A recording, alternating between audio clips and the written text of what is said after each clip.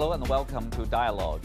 Democracy is one of mankind's greatest achievements. In 2019, China introduced the concept of whole process people's democracy, which not only means that people engage in democratic elections, but they are also involved in consultations, decision-making, management, and oversight. But how does that work in real life? How does China conduct consultative democracy at all levels? Why is consultation an important part of China's democratic systems? To help us understand these questions, I'm happy to be joined by Wang Huiyao, president of the Center for China and Globalization, who is also a former counselor to China's State Council. That's our topic. I'm Xu Qinduo.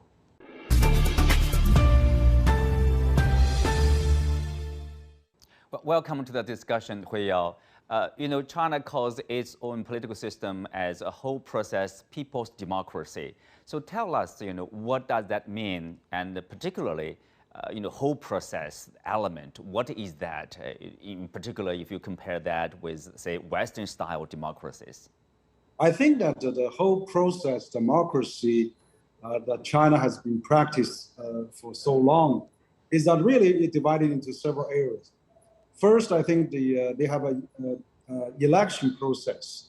For example, we have about 2,900 delegates attend the National People's Congress. They are being selected, elected from different groups and regions and sectors and all walks of life, in fact. So this is through the local district election, county election, and all those grassroots election as well. So and also remember in China, they're not only at the national level but also at the county level. They have at the municipality level, provincial level, and the central level. So there's at least four levels of this kind of election process. So that's number one. Number two is that. They have this consultative democracy where you have a CPPCC. So CPPCC has actually another 2,000 members at the national level, and then they have another provincial, municipality, and county level.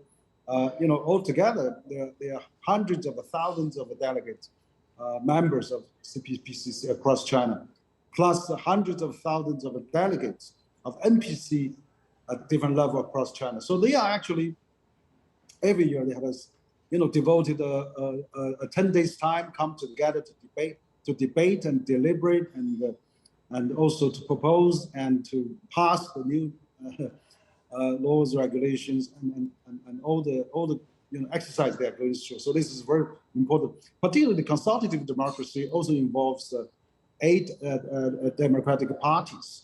And also the Federation of Industry and Commerce and other non-party members.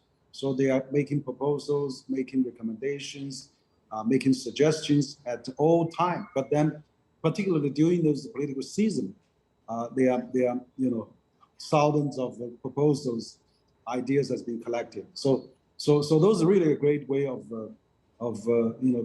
making the government decision-making process very informative and on a more democratic basis. Mm-hmm. Well, you talked a lot about the Chinese democratic system there. You also mentioned about a consultative democracy. Speak of that, probably the most important body would be the Chinese People's Political Consultative Conference, or CPPCC. I know that you're a member in a way, CPPC member at the Beijing city level, and also you're a former counselor to China's State Council. Sometimes people would see that as Chinese cabinet, so the important government body in decision-making, policy-making. Tell us, how does it work, consultative democracy, and in particular for CPPCC, what kind of a role it plays or the impact it has in Chinese political life? Yes, very, very important.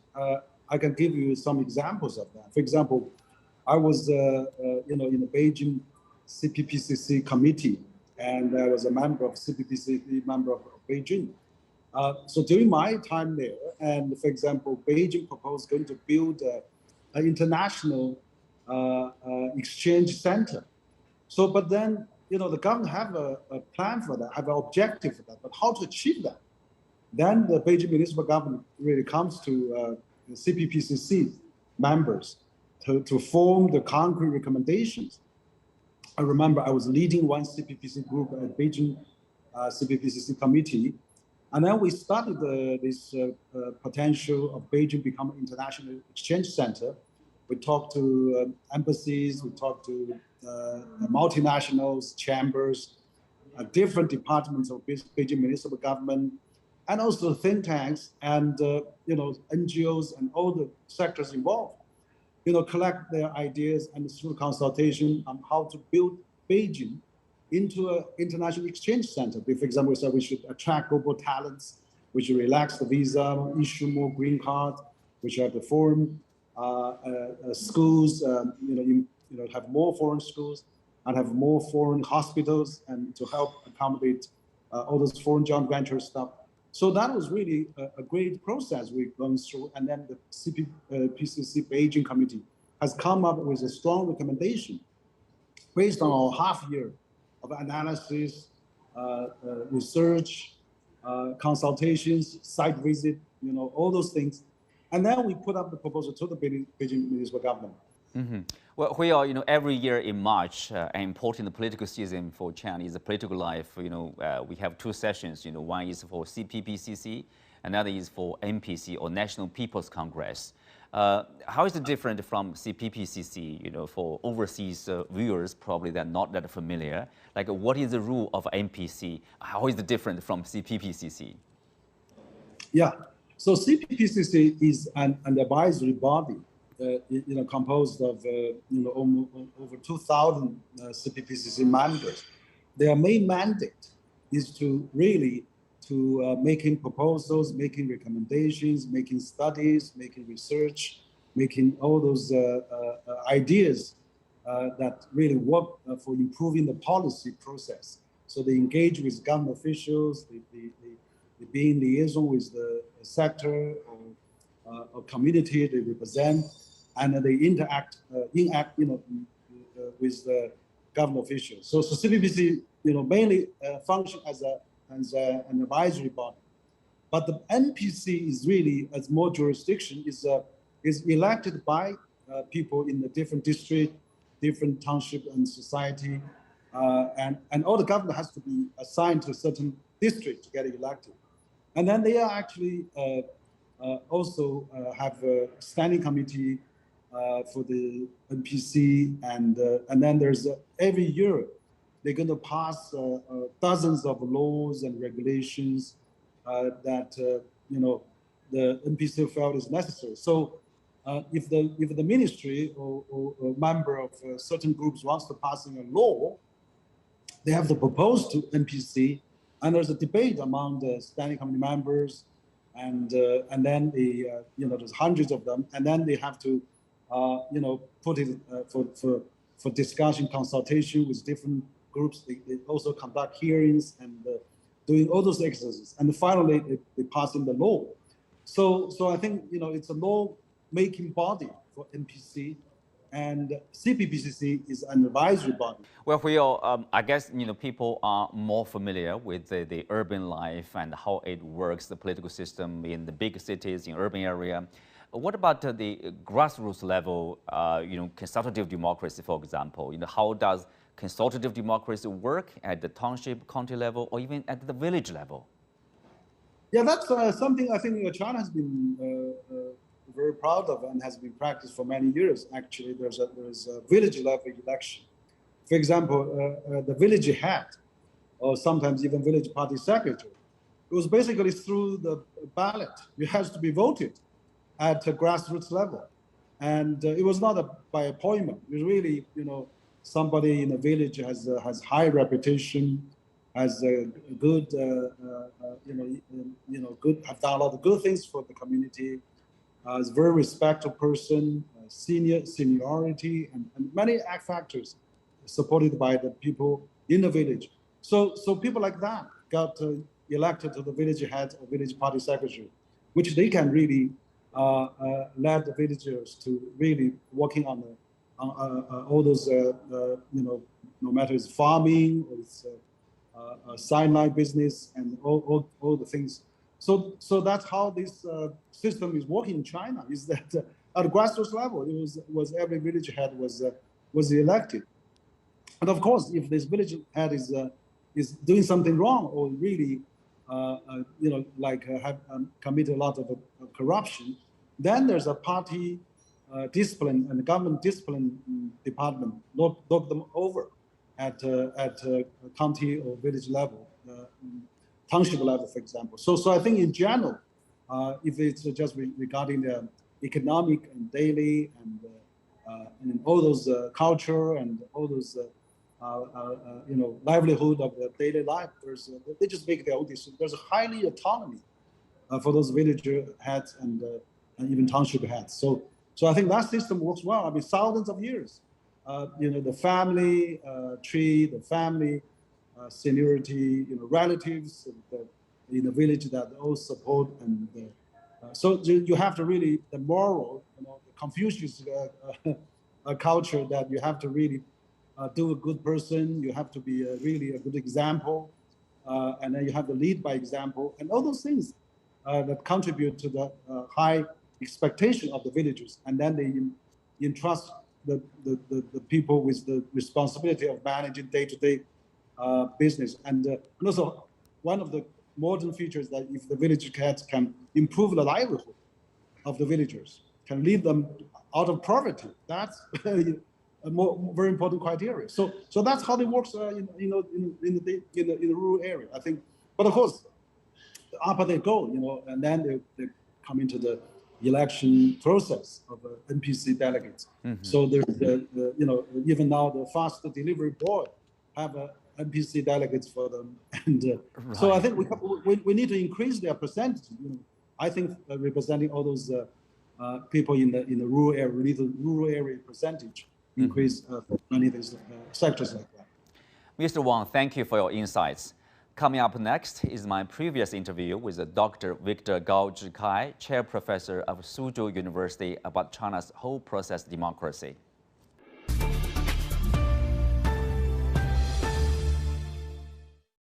Thank you, Dr. Gao, for accepting our interview. Well, we know that China calls itself a democratic political system, whole process people's democracy.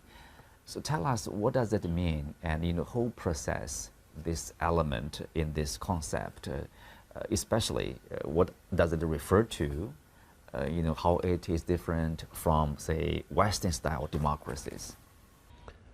First of all, ever since 1978, China has achieved a complete and profound transformation of itself, socially, politically, and economically speaking. And by now, China is already the second largest economy in the world, and China's momentum going forward in the coming years and decades is still very strong. Now, there are Western countries which accuse that China is not a democracy, even calling China as a autocracy or any other names. But one thing they cannot explain is that whatever system that is working in China, if it is not democratically motivated, if the people do not have the right to participate in political life, how can you explain that over 4 decades or so, China has completely transformed itself, uplifting more than 800 million people from poverty and achieving the status of the second largest economy, and the economic gap between the United States and China is ever narrowing. So I would say China is fully entitled to call whatever system it is as a democratic system, because there is a Chinese way of people's participation in this political system, and they exercise what we call whole process democracy. And few people in Western countries want to acknowledge that the Communist Party of China is not the only political party in China at all. In addition to the CPC, there are 8 other democratic parties. I actually belong to one of them, and I'm very proud of my party affiliation. Further, there is a very large chamber of commerce which caters to business owners, private business owners, etc. And then further, there is a larger group of people called people without political affiliations. I think for any political matter which eventually is put into execution as a policy, for example, they need to be vetted and eventually verified and endorsed and supported not only by the CPC members, but all the other 8 democratic parties, as well as the Chamber of Commerce and the group which we call the people without party affiliations. And the democratic participation by the people of all walks of life in this exercise of political right actually covers all aspects of decision-making as well as implementation, supervision, and eventually verification, you name it. And this is the only way why China has achieved such explosive productivity, efficiency, and economic and political transformation over a short period of only about 43 years. Mm-hmm. Well, Dr. Gao, as you mentioned, there are 8 democratic parties and also, people without political affiliations, for example. This is on the political level. Obviously, there is involvement, participation in the decision-making process, implementation, as you said. So we call it like a consultative democracy, which is also a vital part of the Chinese democratic system or Chinese democracy. Tell us more about that and how do people probably beyond, let's CPC, the ruling party, participate in this or provide consultations to the governance of this nation? Well, first of all, the 8 democratic parties were all established and founded before 1949, before the founding of the People's Republic of China. Each of the 8 democratic parties actually contributed a lot to the founding of the People's Republic of China in 1949, and ever since then has been very much engaged in political activities, in political consultation, supervision, for example, and many of their senior and veteran members have also served in the Chinese government capacities, either at the central government level or at the provincial or municipal level, you name it. And one key point is that when we talk about the Chinese political system, whole process democracy, you can imagine the Chinese system as an automobile, and all the wheels are lined up in the same direction. And in that case, it's very different from, let's say, some political systems in other countries, because from our perspective, if their system is also an automobile, they have 4 wheels or 8 wheels lined up in opposing directions. And eventually you suffer gridlock, you suffer very low efficiency, you suffer partisan rivalry, for example, or internecine fight against each other, not for the fundamental interests of the people involved, but for purely political considerations. And sometimes the system actually works to promote the vested interests of the sponsors, or those who bankroll the political parties or their candidates. In that case, I would say the Chinese system really puts a premium on the people's interest. And social mobility, political mobility is huge in China. Everyone is encouraged to give opinion as to how you can improve our work. I personally have submitted many recommendations, some of which have been accepted and adopted by the real highest level of the government in China. And I'm not a Communist Party member. Why don't you give us, a couple of examples, probably, like how does it work, when you present a certain suggestion, advice, an idea to the Chinese government or to certain government at different levels, how they probably can work better? One example happened in July 2008, just before the Beijing Summer Olympics. We know that during the torch relay, there were a lot of hostile forces which want to surprise the torch relay in different parts of the world, in London and many other cities, for example. And eventually, the preparatory committee for the Beijing Olympic became a little bit gun-shy. They became alert, for example. They tried to do whatever they can to make sure that nothing surprising would happen in Beijing in the running up to the Beijing Olympics. At that time, there were many police officers, security guards, militias, for example, being stationed everywhere in Beijing on full alert just to prevent any unexpected surprising incidents, for example. my recommendation is a very simple one. It's called hook and spear. I would say we can expect that there may be different things unexpected happening in the course of the Beijing Summer Olympics, which would last for about 2 weeks. We can divide them into two completely different categories. One is the category of spear, meaning, for example, bombing, assassination, carjacking, poisoning, for example, which would result in immediate threat to the safety and security of the people. Now, then China needs to really take prompt action to take them out, because we should run no risk to put people's life or security or safety at risk. Now, there will be another category, which I call the category of hooks, meaning, for example, some people have ulterior motives or hostile motives.